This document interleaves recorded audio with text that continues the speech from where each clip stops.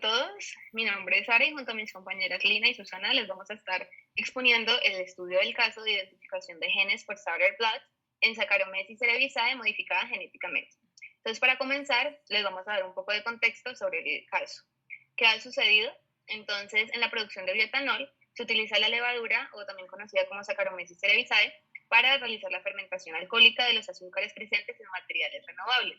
Resulta que esta levadura tiene baja afinidad con el sustrato por las enzimas piruvato descarboxilasa, también conocida como PDC, y la alcohol deshidrogenasa, también conocida como ADH2.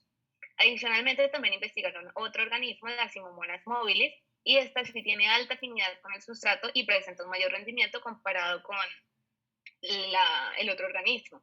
Pero resulta que las sales presentes en estos materiales renovables inhiben la producción.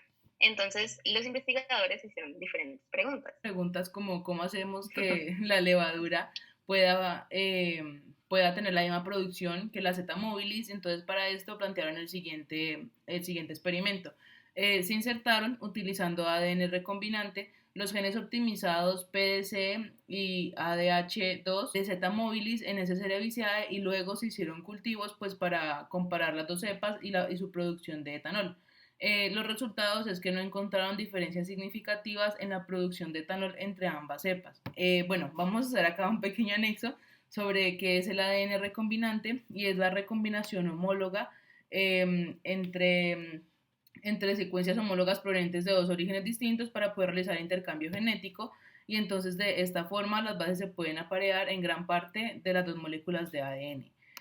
Como podemos visualizar en esta imagen, tenemos que inicialmente tenemos un ADN donador y un ADN receptor. Al ADN donador se le realiza un corte de una muesca, y entonces luego por medio de varias proteínas se realiza la inserción de un ADN en otro para al final obtener pues la mezcla de los dos ADNs.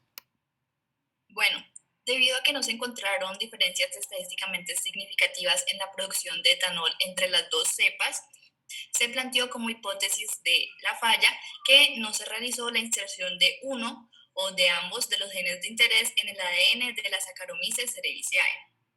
Por esta razón, para resolver el problema presentado, el grupo de investigación donde vamos a trabajar, donde fuimos contratados, necesitamos estandarizar una técnica que permita visualizar la inserción de los dos genes de interés en una sola transferencia. Entonces, nuestra propuesta como potencial grupo de investigación es la siguiente. Nuestra pregunta es, ¿qué técnica permite estandarizar la visualización de los genes PDC y ADH2 insertados en S. cerevisiae mediante una sola transferencia para poder optimizar la producción de bioetanol? En línea tenemos nuestros objetivos principales, que es primero modificar la técnica Southern Blot para estandarizar la visualización de los genes optimizados PDC y ADH2 de Z móviles que fueron insertados en S. cerevisiae. Y segundo, identificar la presencia o ausencia de ambos genes optimizados, PDC y DH2, utilizando la técnica Southern Blot ya estandarizada. Para poder responder la pregunta de investigación y cumplir con nuestros objetivos, planteamos la siguiente metodología. En primer lugar, pensamos llevar a cabo la extracción del ADN. En segundo lugar, el proceso de electroforesis. Y por último, la técnica en cuestión, Southern Blot. Entonces, como primer paso, vamos a hablar de la extracción de ADN que pueden recordar de las clases anteriores. En este caso, tendríamos que hacer una recolección de las células de la S. cerevisiae y utilizando los diferentes químicos y reactivos, haríamos una lisis para poder remover las proteínas. Y en este caso tenemos dos caminos diferentes. Podemos utilizar un sistema de columnas o un sistema de reactivos. Si utilizamos un sistema de columna como el que vimos en clase, tendríamos que realizar una preparación de la muestra y hacer que el ADN se una a esta columna por sus cargas negativas. Se hace que este se una a la columna cromatográfica y se hace diferentes lavados hasta que el ADN se puede diluir. El otro camino es utilizando reactivos. Entonces, lo que se hace es que se precipita el ADN y por último se rehidrata para al final poder obtener ese ADN ya extraído, aislado. Bueno, luego se van a utilizar enzimas de restricción para poder fragmentar el ADN. Las enzimas de restricción son endonucleasas de origen bacteriano, las cuales cortan los enlaces fosfodiéster del ADN en una secuencia específica denominada secuencia diana. Como podemos observar en esta animación, tenemos la enzima de restricción que encuentra la secuencia diana que ellos quieren, y entonces en esta secuencia realizan el corte y pues ya se van a obtener los fragmentos. Algunos ejemplos son la EcoR1, la BAMH1, la HIN2 y la SAU3A. Bueno, posteriormente vamos a llevar a cabo la electroforesis. Como bien es sabido, la electroforesis es una técnica de separación empleada para separar ácidos nucleicos como lo son el ADN y el ARN, o para separar moléculas de proteínas basadas en su diferencia de tamaño, masa y carga eléctrica. Como principio, la migración y la separación de las partículas cargadas se da bajo la influencia de un campo eléctrico. Así, las partículas son separadas a través de un gel poroso, lo que permite que las moléculas más pequeñas se muevan de manera más rápida que las grandes. Es importante mencionar que el ADN pues, está cargado negativamente debido a los grupos fosfato que se encuentran presentes en los enlaces fosfodiéster. Por esta razón, el ADN va a migrar hacia el polo positivo del gel y se va a posar en la parte inferior de este, como se está señalando mi compañera en la diapositiva. Bueno, y ya en este paso pues, procederíamos a realizar nuestra técnica Sauer Plot. Entonces vamos a hablar un poquito de sus características. Esta técnica consiste en determinar la presencia de un gen o de fragmentos de ADN específicos, en este caso de los dos genes que necesitamos de las enzimas, en una mezcla de ácidos nucleicos que ya fueron previamente extraídos. Entonces, como les mencionamos, necesitamos extraer, fragmentar y separar. Entonces, ¿cómo vamos a hacer el procedimiento de fragmentación? Como lo mencionó mi compañera, utilizamos estas tijeras, estas enzimas de restricción, para poder cortar la muestra en pequeños pedazos, ya que el ADN es muy grande y necesitamos poder llegar a ese gen específico que necesitamos. Y la separación se realiza, como lo mencionó mi compañera, mediante la electroforesis. Bueno, continuando con lo que ya traíamos de los pasos, luego de la electroforesis, tenemos que para el paso número 4 se transfieren los fragmentos de ADN obtenidos por electroforesis a un soporte sólido, que es un filtro de nitrocelulosa. Bueno, para este filtro de nitrocelulosa, para poder pasarlo, lo primero que hacemos es poner el filtro encima del gel y encima se pone papel secante que va a absorber el buffer y entonces cuando ya pues lo absorbe, los fragmentos de ADN quedan en el filtro. Bueno, posteriormente, como paso 5, vamos a localizar los genes utilizando dos sondas específicas. Entonces, para poder comprender este proceso, vamos a tener que entender el término sonda. Una sonda son segmentos de ADN o de ARN de cadena sencilla marcados como moléculas reporteras. Así, se pone la sonda en contacto con la membrana de nitrocelulosa y en aquellos lugares en donde la sonda encuentre su secuencia complementaria, se va a pegar y este proceso se le va a conocer como hibridación. Bueno, entonces vamos a ahondar un poquito más en las ondas.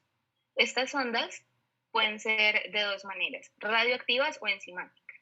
En este caso, obviamente por motivos de ayudar al medio ambiente y de no tener que manejar compuestos tan costosos, vamos a utilizar sondas enzimáticas. Una de las ventajas que tiene esta técnica es que podemos utilizar dos sondas al mismo tiempo debido a que necesitamos identificar estos dos genes. Y nos basamos también en un estudio que encontramos donde utilizaron una técnica similar de Sauer Blood, donde utilizaron dos colores distintos para poder identificar dos genes diferentes, pero al mismo tiempo, es decir, utilizando una misma técnica. En este caso proponemos utilizar de sondas enzimáticas la digoxigenina y la biotina. Entonces, como pueden observar en la imagen, ya tenemos nuestro filtro y lo que vamos a hacer es que les vamos a insertar esas sondas. Estas sondas van a incluir también un tinte para que esta cadena, que ya es sencilla, pueda encontrar una cadena complementaria en el caso de que sí se encuentre el gen y se una a ello. Como lo comentó mi compañera, este proceso se llama hibridación. Y en tal caso de que sí esté ese gen que necesitamos, entonces el tinte se va a mostrar dentro de la placa y vamos a poder observar que sí está presente ese gen. Bueno, entonces de esta forma, como lo acaba de mencionar Sara, tenemos la visualización de los fragmentos hibridizados por medio de colorantes IR. Estos colorantes se caracterizan por estar en el IR que está cercano al visible, entonces actúan como fluorocromos y de esta forma estos tintes permiten identificar la conjugación entre la digoxigenina y los anticuerpos que son los que ayudan a marcar para uno poder visualizar un color y tal cual como la biotina y la estreptavidina, que la estreptavidina también es la que nos va a ayudar a mostrar un color. También es importante mencionar que esta visualización también, en caso de no hacerla con colorantes IR, sino con moléculas reactivas, pues se haría su visualización por medio de rayos X. Bueno, en esta imagen tenemos los dos colorantes IR, por ejemplo, uno que se llama SIK y este que se llama ERK, y entonces por medio, o sea, más o menos esta es una muestra de cómo tendríamos nuestros resultados y podemos ver que se podrían obtener los dos colores o solo uno. Bueno, posteriormente, pues les trajimos un diagrama de flujo para que vieran el proceso de una forma más concisa y general. Entonces, pues como ustedes se dieron cuenta, en una primera instancia vamos a aislar el ADN genómico. Seguido a esto, vamos a aplicarle, o pues vamos a utilizar enzimas de restricción para poder así obtener fragmentos de ADN. Estos fragmentos de ADN van a ser transferidos a un gel para poder llevar a cabo la electroforesis y poder así obtener el ADN separado. Este ADN, ya una vez obtenido, pues purificado, separado, se va a transferir a una membrana de nitrocelulosa para poder empezar con nuestra técnica de Southern Blot. A esta membrana se le van pues a emplear las sondas, llevar a cabo el proceso de hibridación mencionado anteriormente y así poder revelar los resultados mediante una película pues, radiográfica de rayos X, aunque también se puede hacer por IR como nosotros lo planteamos. Bueno, y continuando para dar ventajas y desventajas de nuestra técnica, como pueden observar, tenemos más ventajas que desventajas, por lo tanto, la técnica es viable. Entonces, comenzando con las desventajas, la verdad es que la técnica consume bastante tiempo, porque puede durar entre 7 a 14 días. Es más costoso que otras técnicas, pero en este caso sabemos que nuestro laboratorio tiene la capacidad para poderla realizar y requiere de grandes cantidades de ADN que sea de alta calidad.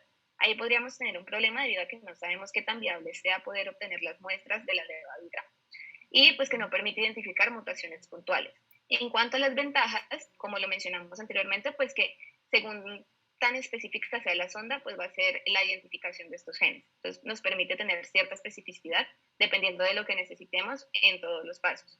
Además, podemos utilizar dos sondas al mismo tiempo en una sola transferencia para poder identificar cada gen.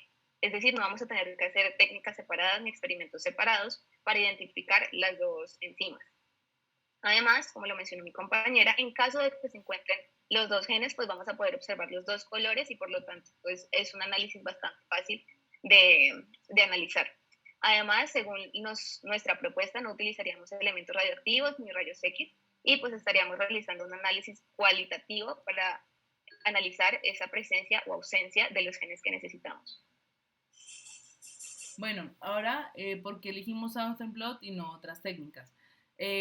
Bueno, principalmente vamos a descartar por qué no usaríamos las otras técnicas. Y es que, bueno, primero el Northern Blot se utiliza para visualizar ARN, no ADN. Segundo, la Dot Slot Blot en el laboratorio que realizó la convocatoria no se tiene la capacidad para realizar esta técnica y además se utiliza principalmente para cuantificar, no para pruebas cualitativas como la que nosotras queremos hacer.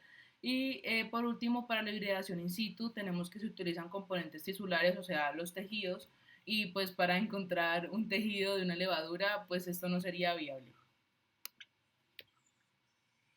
Bueno, como recursos adicionales, nosotros les pusimos el link de un video en el cual explican de manera más dinámica el proceso. Es importante resaltarles que este video utiliza pues mecanismos diferentes, pues utiliza un paso radiactivo, el cual nosotros no empleamos. Es importante resaltar que el proceso siempre es el mismo, pues consta de 5 pasos, que sería la extracción del ADN, emplear enzimas de restricción, posteriormente la electroforesis, utilizar las ondas y por último la visualización o el tinte. Y pues para que tengan en cuenta, también nosotros pues vamos a dejar las diapositivas en la descripción para que pues así puedan revisarlas posteriormente si desean.